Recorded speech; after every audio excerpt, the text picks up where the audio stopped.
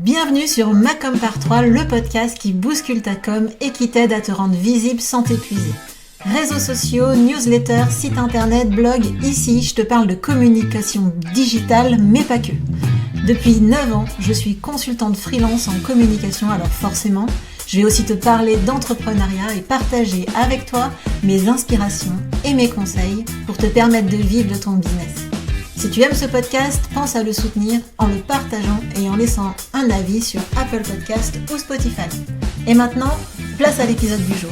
Hello, bienvenue dans ce nouvel épisode du podcast dans lequel je vais vous partager mon process pour revenir sur ma com, pour retravailler ma com et me remotiver à publier et créer du contenu après une longue absence. Dans l'épisode de la semaine dernière, je t'expliquais pourquoi j'avais fait une pause dans ma com et pourquoi j'avais décidé d'y revenir malgré ma baisse de motivation.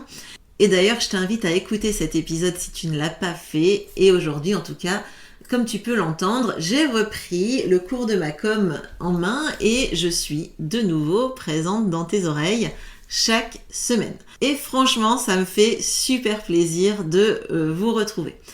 Donc j'avais déjà décidé en octobre 2023, de revenir dans l'épisode, mais j'avais pas tenu très longtemps, en fait, j'avais tenu 2 semaines, ce qui est assez court.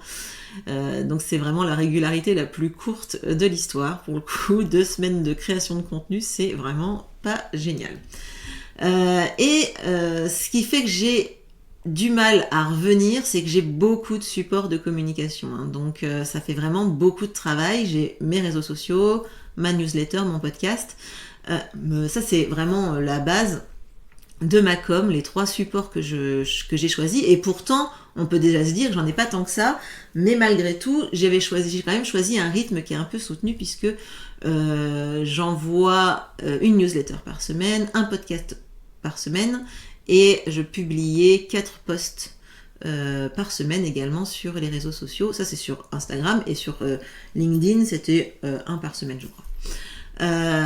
Alors aujourd'hui, j'ai envie de t'expliquer comment j'ai fait pour m'y remettre et pour me remotiver et pour être présente à nouveau ici sur la newsletter et également sur mes réseaux sociaux. Alors en fait, l'histoire, elle commence mercredi de la semaine dernière, après avoir passé 1 heure sur mon canapé à scroller sur Instagram, à regarder des reels sans intérêt, enfin si, parce que ça m'a diverti, mais en tout cas, j'avais bien perdu du temps, là, on était bien dans la perte de temps, nickel, et du coup, ma matinée, elle était déjà bien avancée, sachant que le mercredi, moi, je travaille que le matin, l'après-midi, j'essaye de pas travailler, puisque je m'occupe de mon garçon. Mais bon, la matinée est bien avancée, globalement, il est à peu près 11h, et je vais quand même derrière mon écran, je gère 2-3 mails, puis bon, évidemment, je me dis, maintenant, Hélène, c'est le moment de t'occuper de tes clients. Et là, pour la petite histoire, mercredi, on était le 31 janvier. Moi, je facture au mois les prestations de mes clients au temps passé. J'avais déjà envoyé mes factures de janvier. Donc, je me suis dit, si je travaille le 31, du coup, on est encore sur janvier, ça va être casse-pied au moment de la facturation. Il ne faudra pas que j'oublie que j'ai travaillé pour eux le 31 janvier pour facturer, etc. Bref... Bon, là, c'est une excuse à 2 balles peut-être, mais en tout cas, c'est comme ça que je gère mon agenda, c'est plus facile pour moi. Donc, je me suis dit, je travaillerai demain pour eux, le 1er février donc, et en attendant, j'avais quand même un peu de temps à tuer, quoi. Je me suis dit, qu'est-ce que tu pourrais bien faire ? Et là, je me suis dit, tiens, ça fait longtemps que tu n'as pas écrit une newsletter, tu pourrais envoyer une newsletter à tes abonnés, ce serait chouette quand même, ils n'ont pas entendu parler de toi depuis un petit moment. Et voilà, et donc en fait, je me suis dit, la newsletter, c'est le support que j'aime le mieux, c'est celui qui est le plus facile à faire pour moi, et dans le créneau que j'avais, c'est-à-dire, je savais que ça allait pas me prendre très longtemps, parce qu'à peu près, moi, je mets 30 minutes pour faire une newsletter, donc je savais que ça allait passer dans le temps qui me restait. Et puis là, donc j'ouvre mon outil d'envoi d'email, et je duplique l'email précédent, je me pose sur l'objet de l'email et je me dis, mais de quoi tu vas parler aujourd'hui, Hélène ? Qu'est-ce que tu peux bien leur raconter ? Ça faisait vraiment un bail que j'avais rien envoyé et évidemment je voulais pas arriver pour vendre une offre, c'était pas l'objectif. Donc je me suis dit, soit tu trouves une idée comme ça rapido, soit tu fais quand même ce qui est mieux, c'est-à-dire d'inclure ce mail dans une stratégie.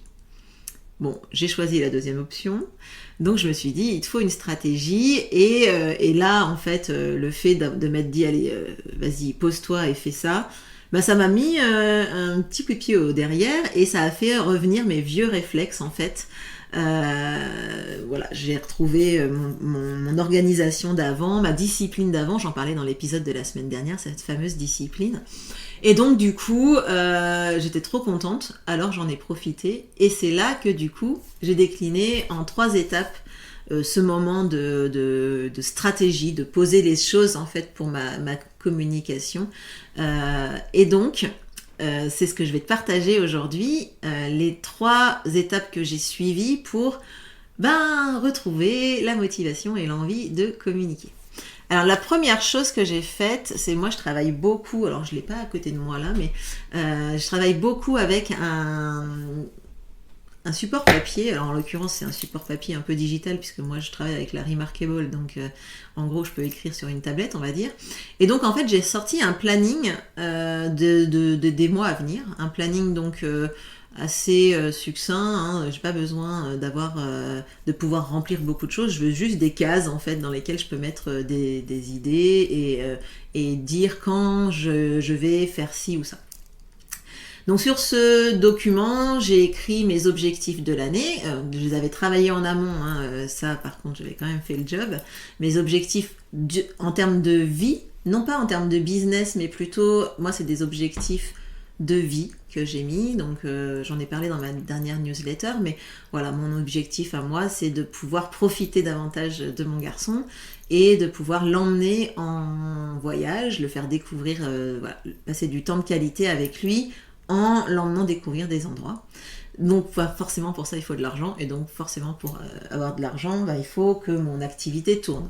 Évidemment à titre professionnel j'ai d'autres objectifs vis-à-vis de mes clients, mais ça j'en parlerai dans des épisodes suivants. Donc là ensuite, vu que janvier est fini, hein, je me mets évidemment à la page de février et en me demandant c'est quoi ton objectif pour ce mois-ci, qu'est-ce que tu veux obtenir pour ce mois-ci. Donc je me note deux objectifs. Le premier c'est de retrouver ma motivation de communiquer.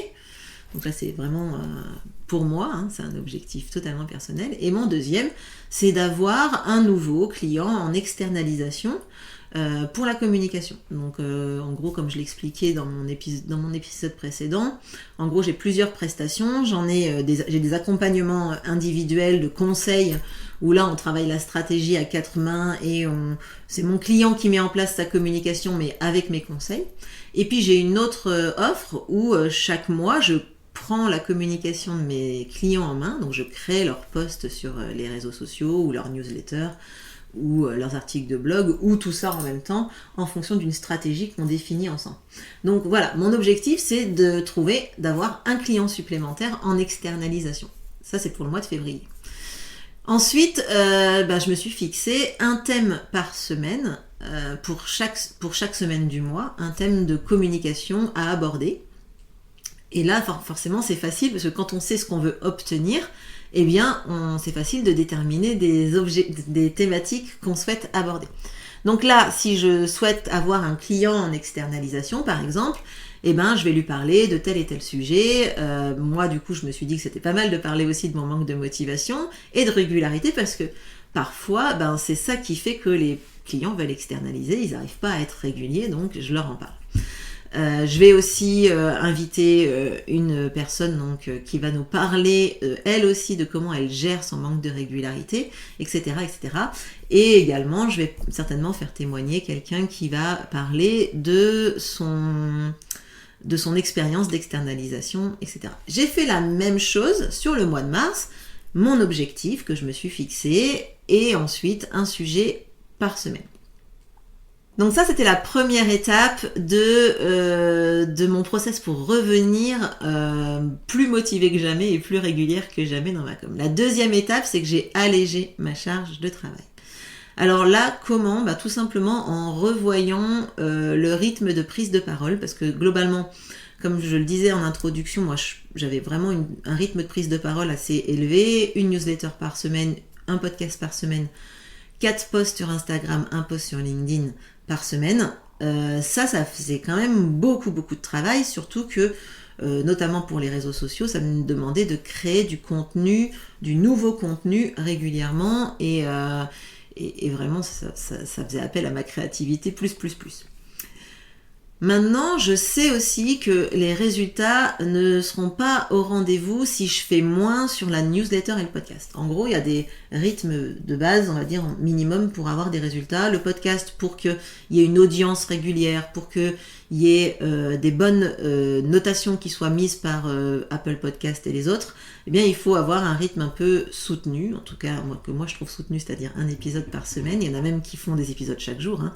Mais bon, moi je fais un épisode par semaine. Et pour la newsletter, c'est pareil. C'est compliqué de faire moins d'une fois par semaine, notamment une fois par mois, par exemple. Ça pourrait être un rythme qui pourrait être envisagé. Sauf que une fois par mois, ça veut dire que quand on arrive à des phases où on souhaite vendre, la seule newsletter du mois, c'est une newsletter où on vend, et ça, moi, j'aime pas trop. Donc, du coup, là-dessus, je me suis dit, je vais quand même pas... Enfin, si je passe de l'énergie à communiquer, c'est pas pour ensuite être frustrée parce que j'ai pas de résultats. Donc, je me suis dit, newsletter et podcast, on garde le même rythme. Donc, le seul moyen de diminuer ma charge de travail, c'était de diminuer mon rythme sur les réseaux sociaux. Et donc... là, mon idée, c'est de plutôt passer à 1 voire 2 posts par semaine sur les réseaux sociaux, pas plus, parce que c'est vrai que quand on poste 3 à 4 fois par semaine, à chaque fois, il faut trouver des idées, il faut rédiger des textes, il faut créer des visuels, et moi, ça me prenait 2 jours par mois, ce travail, donc ça faisait quand même beaucoup. Donc du coup, là, l'idée, c'est d'être beaucoup plus efficace. Alors, ma réflexion, ça a été la suivante. Je vais créer un contenu par semaine, donc c'est le podcast, et ce contenu par semaine va nourrir la newsletter, et aussi un post sur les réseaux sociaux. Là, l'objectif, c'est vraiment de diminuer fortement mon temps de création de contenu. Donc là, l'idée, voilà, c'est ça, c'est maintenant, je crée un contenu, donc moi j'appelle evergreen, mais un contenu, on va dire, qui reste en fait, un contenu vraiment consistant, avec vraiment pas mal d'informations, et ensuite à partir de là, je vais découler ma newsletter et mon contenu, mon unique contenu sur les réseaux sociaux. Alors du coup là, peut-être que je vais un peu changer de mon fusil d'épaule, parce que entre le moment où j'ai réfléchi à ça et aujourd'hui, il y a quand même quelques heures, non, disons au moins il y a 2 jours, et en fait je me dis que peut-être je peux réussir à extraire des reels de l'enregistrement du podcast pour gagner du temps, et pourquoi pas avoir finalement plusieurs contenus qui se créent presque tout seuls grâce à des outils magiques que je vous présenterai certainement plus tard. Donc ça, c'est la 2e étape, c'est que j'ai allégé ma charge de travail. Et enfin, la 3e étape, c'est que j'ai immédiatement rédigé mes 2 premiers épisodes de podcast. Donc celui-ci là que je suis en train d'enregistrer, eh bien je l'ai écrit dans mon process au moment où je me sentais motivée et que j'avais cette énergie de reprendre les choses en main. Mon objectif en faisant ça, c'est que tout soit prêt aujourd'hui, donc vendredi, le jour où j'enregistre mes podcasts, et de pas avoir... en fait, ce qui est le plus laborieux finalement dans l'enregistrement des podcasts, c'est pas l'enregistrement, c'est la préparation. Et donc du coup, je me suis dit, la partie que t'aimes le moins, je vais te l'enlever pour vendredi, comme ça, t'auras que à faire la partie cool. Et comme en plus, ce fameux vendredi, j'avais 2 rendez-vous sur ma journée intouchable, ma productivité allait être quand même un peu moins grande. Donc comment j'ai fait ? Moi de toute façon, globalement, je rédige toujours une trame en fait pour mes podcasts, pour savoir ce que je vais dire, sans pour autant tout lire, hein, c'est pas l'objectif, mais en gros ça me permet de cadrer un peu mon propos, parce que bon, je suis un peu bavarde et parfois je peux un peu dévier. Donc là, en écrivant la trame et une partie de ce que je veux dire, eh bien ça me permet de rester bien focus. Mais du coup, par rapport à ma nouvelle stratégie dont je vous ai parlé juste avant, là, en gros, que ce podcast va nourrir mes autres contenus, eh bien, c'était plutôt pratique d'avoir cette rédaction de fait. Comme ça va vraiment me permettre d'utiliser ce contenu rédigé pour ensuite nourrir, pourquoi pas, ma newsletter ou mes réseaux sociaux. D'autant que je vais certainement me servir de ChatGPT pour lui demander de créer par exemple le teasing de ce podcast pour ma newsletter et pourquoi pas un texte sur les réseaux sociaux. Alors évidemment je vais retravailler ce texte, je ne vais pas prendre tel que le contenu que m'a créé ChatGPT, mais en tout cas je vais certainement l'utiliser, l'outil, pour me faire gagner du temps et ensuite le retravailler pour que ça colle à ma façon de parler. Et puis aussi pour que ce soit pertinent, parce que je pense que en termes de communication parfois il a encore des petits progrès à faire. En tout cas moi j'ai prévu par rapport à cet outil de ChatGPT de vous faire un épisode de podcast à ce sujet. Alors c'est au mois de mars, il est prévu dans mon agenda de mars. Donc si tu veux, en fait ce que je vais te partager c'est comment j'utilise cet outil-là quand je travaille pour mes clients. Donc voilà ce que j'ai mis en place en 3 étapes pour retrouver ma régularité et ma motivation dans ma com. Et tout ça là, ça m'a pris seulement 1 heure. Donc t'imagines, en 1 heure, j'ai revu mon rythme de prise de parole en l'adaptant avec mes objectifs évidemment. J'ai aussi défini les thèmes de ma com pour les 2 prochains mois. Et j'ai aussi écrit 2 épisodes de podcast, dont celui que je suis en train d'enregistrer également. Donc vraiment en 1 heure, j'ai reposé vraiment mes bases et ça va me permettre de retrouver de la motivation, retrouver l'entrain, l'envie de communiquer et de rendre ça beaucoup moins laborieux. Alors si tu as envie de faire l'exercice avec moi, sur ta propre com pour revenir et te remotiver, tu peux me contacter, c'est quelque chose qu'on peut faire ensemble. Tu peux me contacter via Instagram ou par email, toutes les informations seront dans les notes de l'épisode. On peut prendre donc 1 heure ensemble pour reposer tes objectifs, définir les thèmes des 2 prochains mois, mais aussi, pourquoi pas, commencer à rédiger les premiers éléments de ta communication, soit une newsletter, soit un article de blog, enfin bref, ce que tu veux. La semaine prochaine, l'épisode de la semaine prochaine, je vais t'aider à prioriser tes actions pour vraiment être efficace et ne pas perdre de temps et d'énergie à faire des choses qui ne seront pas pertinentes pour ton activité. En attendant, je te souhaite une excellente semaine. Je te dis à la semaine prochaine pour le prochain épisode du podcast. Ciao! Cet épisode t'a plu ? Tu veux plus de conseils ? Alors découvre un des 3 cadeaux que je te réserve en fonction de ton avancée en business. Tu débutes ? Alors télécharge la roadmap pour structurer ta communication et trouver facilement des clients sans t'épuiser et en prenant du plaisir. Si tu as déjà une stratégie de com qui fonctionne, alors analyse tes résultats chaque mois grâce à mon tableau de suivi. Et puis si tu as l'impression de t'épuiser à communiquer, alors j'ai 3 stratégies pour toi pour arrêter de passer toute ton énergie dans ta com. Retrouve tous ces cadeaux directement dans les notes de l'épisode. Sur ce, je te dis à la prochaine dans un prochain épisode.